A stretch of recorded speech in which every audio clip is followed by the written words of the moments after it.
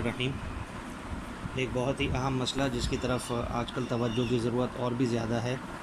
وہ یہ کہ علماء کرام کو یہ کہا جاتا ہے کہ ان کو سیاست میں بھی ماہر ہونا چاہیے، اور اسی طریقے سے جو ہے وہ یہ بات ہوتی ہے کہ بھائی ہر منصب پر علماء کرام کو آگے بڑھایا جائے۔ اس کے بارے میں حضرت قطب الامت مولانا اشرف علی تھانوی رحمۃ اللہ علیہ کی جو ملفوظات ہیں، اس کی جلد نمبر 9 صفحہ نمبر 65 پر بہت تفصیل کے ساتھ حضرت کا ایک ملفوظ نقل کیا گیا ہے، جس کا عنوان ہے کہ ہر عالم کا سیاست میں ماہر ہونا ضروری نہیں۔ اس میں حضرت یہ فرماتے ہیں کہ آج کل بعض علماء جو سیاست میں بہت آگے بڑھنے کی کوشش کرتے ہیں اور چند واقعات و جزیات معلوم کر کے یہ سمجھتے ہیں کہ ہم بڑے سیاستدان ہیں، وہ دوسرے اپنے ہم عصر علماء پر جو یکسوئی کے ساتھ قوم کی خالص مذہبی دینی خدمات میں مشغول ہیں، یہ اعتراض کرتے ہیں کہ یہ لوگ سیاست میں کیوں مشغول نہیں ہوتے، یعنی وہ علماء جو دینی دوسری خدمات میں لگے ہوئے ہیں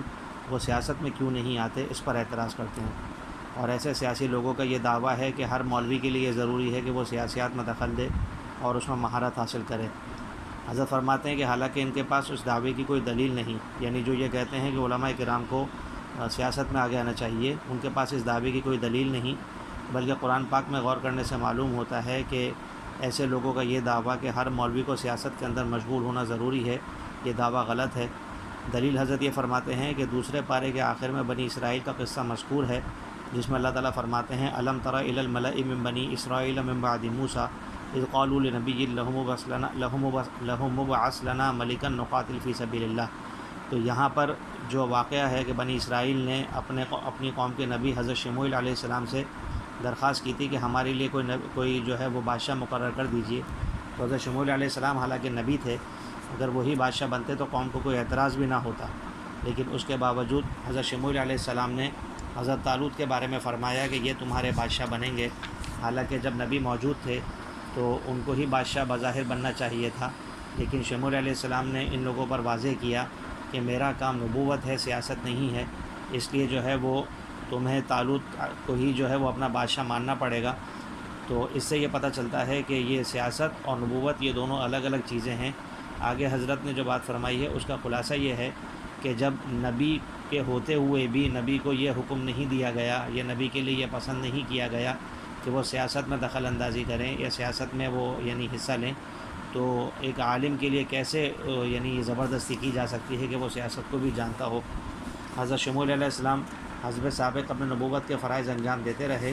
اور حضرت طالوت نے جو ہے وہ بادشاہت کے نظام کو سنبھالا۔ تو اس سے یہ معلوم ہو گیا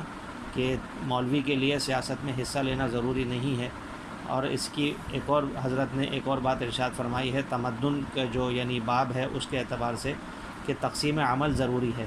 ہر آدمی ہر کام کا ماہر ہو یہ کوئی ضروری نہیں ہے۔ پھر اس کی دلیل میں رسول اللہ صلی اللہ علیہ وسلم کے بارے میں بھی ایک بات ارشاد فرمائی کہ آپ صلی اللہ علیہ وسلم کو کاشتکاری کے فن سے مناسبت نہ تھی، جیسا کہ تعبیر النخل کا بڑا مشہور واقعہ ہے۔ ہمارے جو علماء کرام ہیں وہ اس بات کو بہت اچھی طرح جانتے ہیں۔ آپ صلی اللہ علیہ وسلم نے اس موقع پر صحابہ کرام رضوان اللہ علیہ مجمعین کو یہ بات ارشاد فرمائی تھی جب حل کم آیا تھا کہ انتم اعلم بامور دنیاکم، کہ دیکھو یہ جو میں نے تم سے بات کہی تھی تعبیر النخل کے حوالے سے، یہ محض ایک مشورہ تھا،